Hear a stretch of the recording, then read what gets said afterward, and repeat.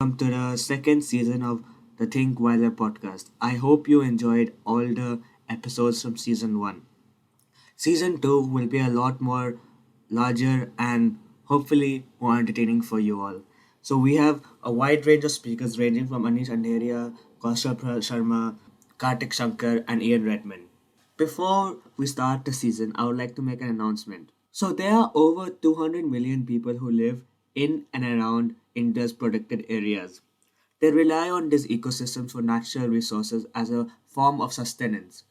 We at Think Wildlife Foundation have partnered with various organizations around India to help provide a sustainable alternative source of livelihood. You can help these projects by buying products made from these alternative livelihood projects from the links provided in the description below. 90% of the revenue is being donated directly to the local communities, not only conserving wildlife but also helping some of the most poor people in India financially. In the first episode of season 2, I speak to Azzedine Downes. He is currently the president and CEO of the International Fund for Animal Welfare, more popularly known as IFAW. We speak about the illegal wildlife trade and its impact on conservation and how the COVID-19 pandemic has changed the illegal wildlife trade globally. Welcome to the Think Wildlife podcast. It is a pleasure to have you on here. Thank you very much. So today I want to talk to you about the illegal wildlife trade. So what has been the ecological impact of the illegal wildlife trade? The thing about wildlife trade, the first thing I want to say is we're talking about illegal trade, so it's a crime, right? And so anytime there's a crime, there's a crime syndicate involved, and the goal is really about money, is how to make as much money as possible. And so what's missing in that equation from a criminal point of view is the impact that it does have on the environment. And when you think about taking animals, taking wildlife out of the environment, there's no consideration about the impact that it has, or that there's even a connection or an importance to having wildlife in nature. And so there's many things that happen, both for the wildlife, both for the habitat, destruction of the habitat, but also the impact that it has on people's lives that live with wildlife and how they view nature. And so it's a very negative way of looking at what is wildlife and the importance that it does have to the overall environment. So why should a person care about wildlife crime? One of the reasons why they should care is because wildlife crime has to do with criminal networks, right? And so if you only look at wildlife crime as what animals are being traded or what species is being affected, you're not thinking about the criminal network. And so one of the things that we discovered at IFAW was focusing on a particular species is incorrect. Criminals focus on making money, right? And so what we focus on is disrupting the network, is to disrupt the criminal network. So when people think about wildlife crime, they don't think about crime in general, whether there's drugs or arms or illegal cigarettes or charcoal. So criminal networks are involved in all sorts of crime, including wildlife crime. So wildlife crime doesn't sit alone. Crime has a negative effect on people's lives in many ways that they may not understand. So could you elaborate on how exactly does it impact people's life? Well, that question is a really good one. Are they the poorest people in the world? A very sensitive topic. If you look at criminal networks, you look at a chain of people, right? So who are the people who are poaching? Who are the people who don't really make that much money from wildlife crime. They are the poorest people. They are the poorest people. But I think it's incorrect to say that everyone involved in wildlife crime are the poorest people in the world. The middle people and the criminal networks, they're making a lot of money on the other side of the chain. It depends on what the product is. If you're talking about bushmeat, for example, you're talking about people who are trying to survive. If you're talking about ivory, the criminal networks that transport the ivory and ultimately the consumers, they're not the poorest people in the world. They're some of the wealthiest people in their countries. So who is most affected? It is the poorest people. It is the poorest people, and this is why just stopping people from trading or poaching or arresting the poorest people from communities is not really going to solve the problem. And unfortunately, it's often the poorest people and the people who are struggling the most are the ones who suffer from some of the efforts to disrupt criminal activity. Those are the people who are arrested. Those are the people who get long prison sentences, whilst the people who are making millions on the other end of the spectrum are often not arrested. So obviously in 2020, the pandemic hit the world and everything changed after COVID. How has the illegal wildlife trade changed after COVID? You know, it's interesting. One of the things connected to wildlife trade, of course, is the ability to transport the product from one place to another. So that definitely was disrupted during the pandemic, and I would say that was a positive side of the pandemic. The other thing that we saw in the pandemic was that there was very little, if any, tourism in some parts of the world, and a lot of the money that goes into securing and protecting national parks, and that includes paying the rangers, that revenue comes from tourism. So with no tourism, there was no money to pay the rangers. Now, the other interesting thing that we found was the lack of tourism, in many instances, was good news for wildlife because they had fewer people around. The downside was that with fewer people around watching wildlife, it gave an opportunity for poaching to increase in some areas. So it depends again on what the species was. So I would say that it was mixed. It was mixed. Overall, the pandemic prevented easy movement from one country to another because a lot of flights were canceled and a lot of people were not able to travel at all. And so if you can't bring a product to the market, you can't make any money. So I would say that there was for us, a positive effect in disrupting wildlife trade. In recent years, there's been a lot of wildlife trade occurring over the internet.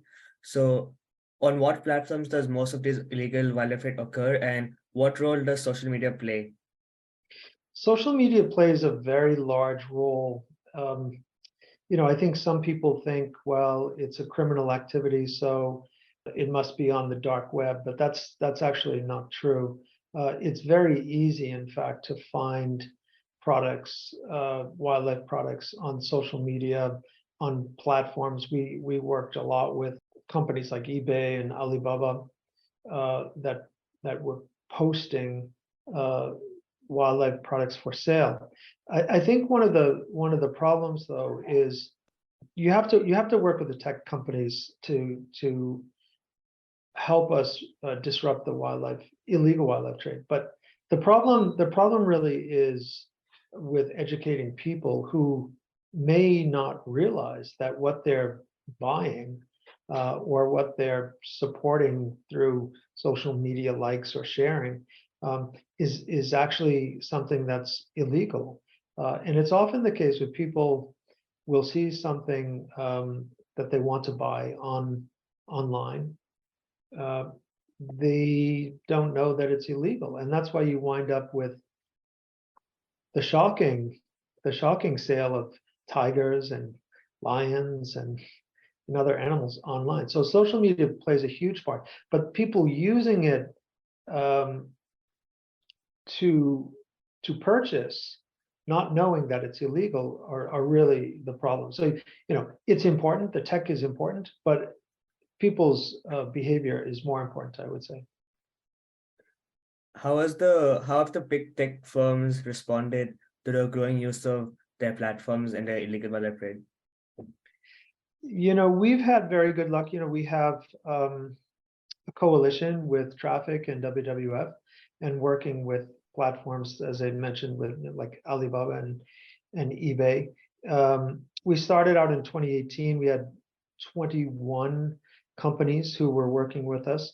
We're now up to 47 companies, partners, 11 billion user accounts online, right? So it's massive. The ability to buy something online is massive.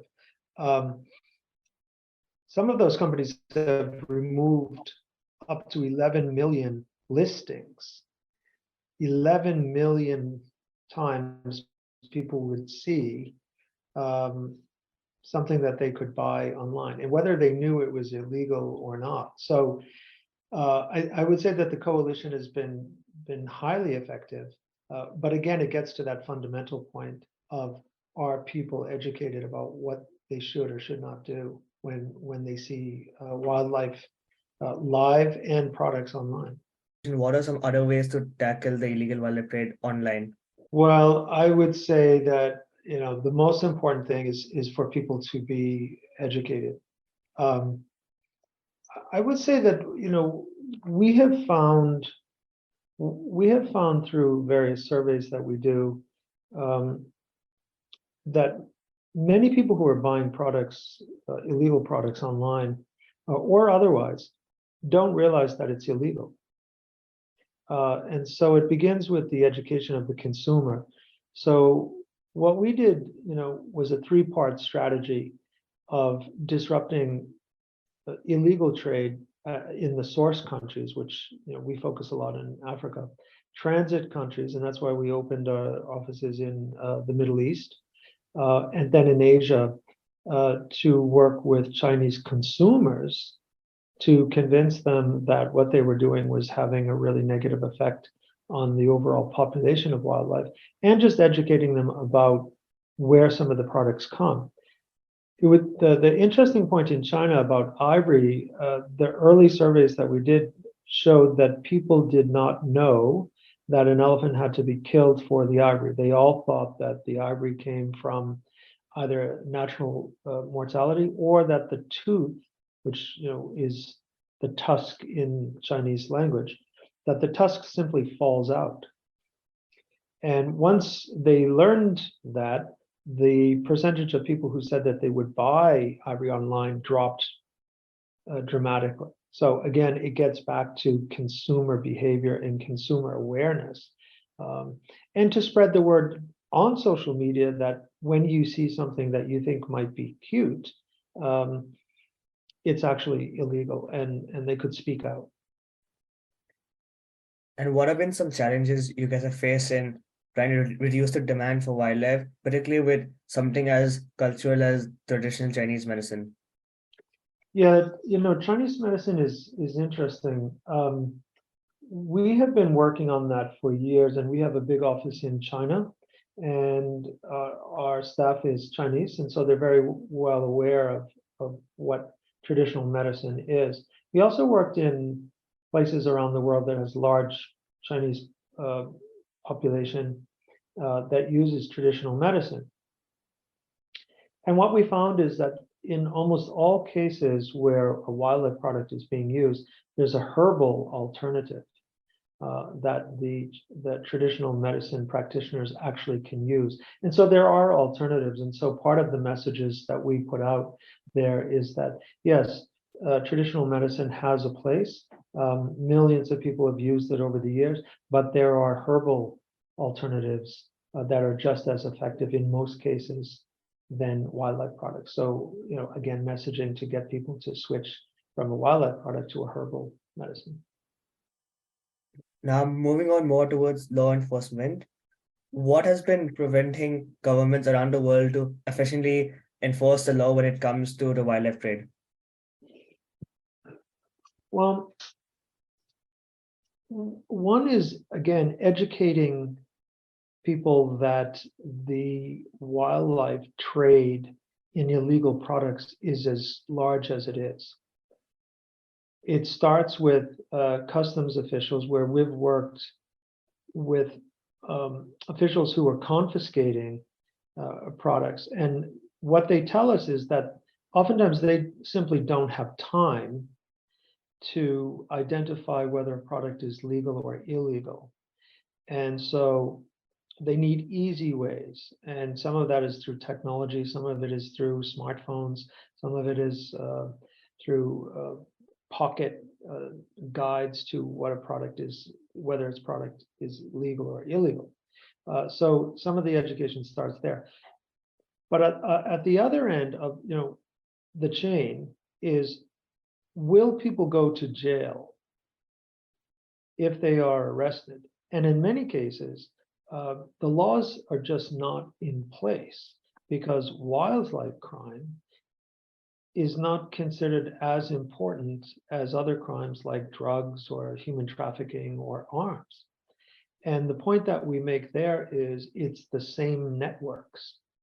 It's the same networks. And so working with the judicial systems to put policies in place, to put laws in place. But then also what we found is that once those laws are in place, the judges, the judicial system needs to be educated about the severity of wildlife crime. So it starts with awareness of law enforcement from the very beginning. And oftentimes you will hear, we have more important things to do. That's one of the greatest challenges. We have more important things to do. Wildlife is just not that important when it compares to drugs or arms. And our response to that is it's the same criminal networks. So disrupting a criminal network is good practice. It's good policy to stop all sorts of crimes. And then on the other end, one of the challenges is something that you brought up earlier, is that judges are often very reluctant to send a poor person to jail for something that they consider not that important, wildlife. And so discussions at the judicial level are really important. But those are probably the biggest challenges. One is just awareness and the connection to criminal networks. But two, the collection of evidence, the presentation of the evidence in a court of law that has the laws. They first have to have the laws on wildlife crime, and then they have to be enforced. So those are the biggest challenges. Could you elaborate a bit about some of IFAW's initiatives to tackle the wildlife crime? Sure. So, as we said, we started out with a three-pronged approach, working in the source countries. So for the sake of discussion, the countries in Africa, working in Kenya, Zambia, Zimbabwe, Malawi, where we train and supply rangers to protect the wildlife in those protected areas. Sometimes those rangers are in national parks and they have the support of the government, but oftentimes a lot of the wildlife is spending enormous amount of time outside of those protected areas. So we invest in the training and equipping rangers who live with the community, and they live with people living with wildlife. And that's where it starts. The other thing about working with communities and people who live with wildlife is that they have a very good sense of who belongs in the area and who does not belong in the area.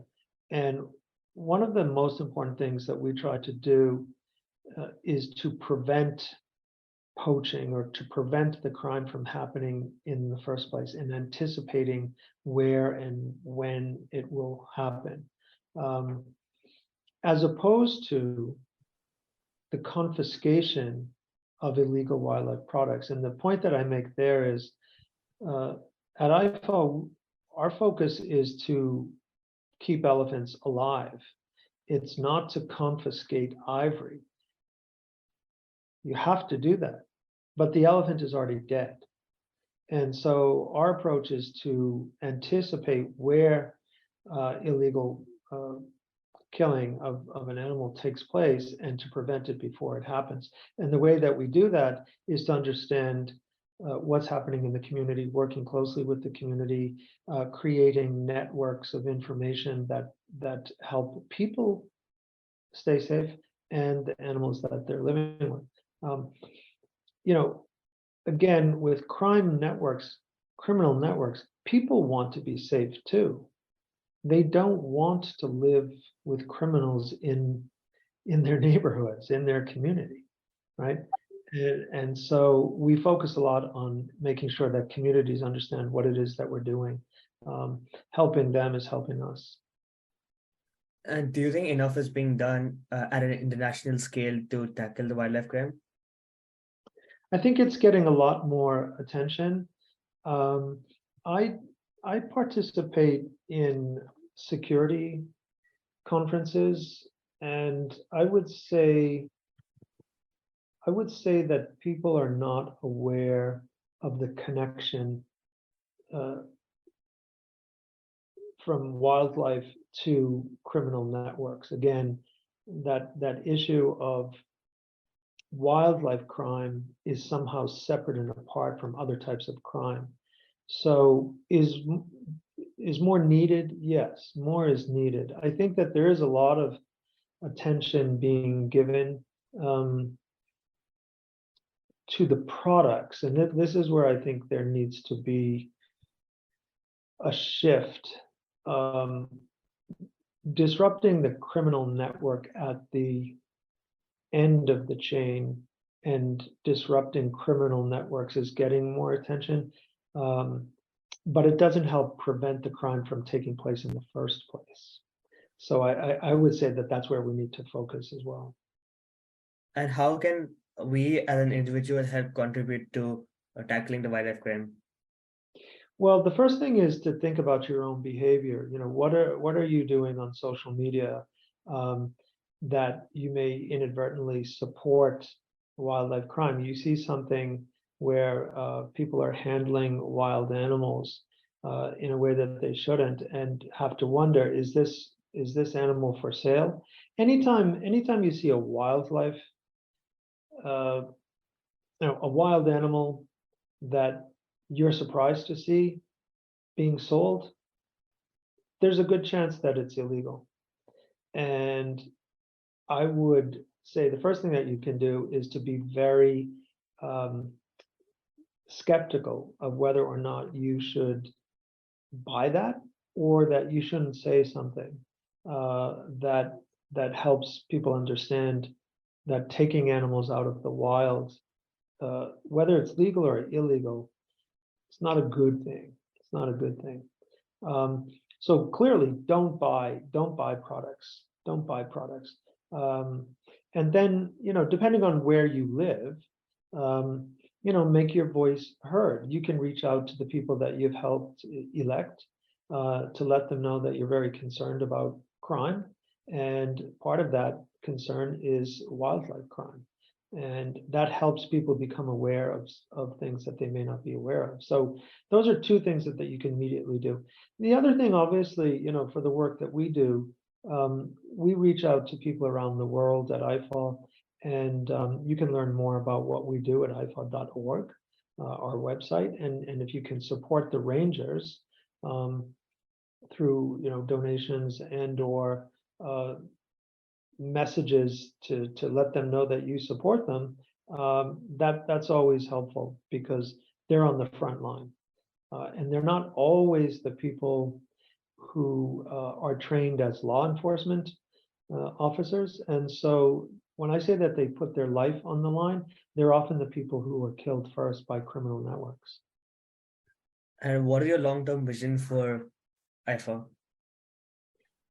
The long-term vision is really to focus on saving wildlife, saving biodiversity, which for us leads to saving the planet, saving ourselves. And if there's one message that I can get across is don't see yourself separate and apart from biodiversity and nature of the planet. Saving wildlife is saving ourselves.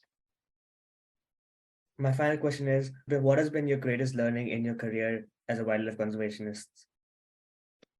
I would say that's a great question. I would say the thing that I have learned is uh, there's an enormous amount of learning that's out there, and that you have to be patient and you cannot give up hope. The news is so negative all the time that it can be depressing for people, and I think that they give up. And there's a lot of messages in the media that says, you know, we've passed the tipping point. But I don't accept that, and that's what I've learned is that if you want to change the world, you have to believe that you can. That is a great statement to end the podcast. Thank you so much for your time for this interview. It was nice speaking to you. Very good. Thank you very much.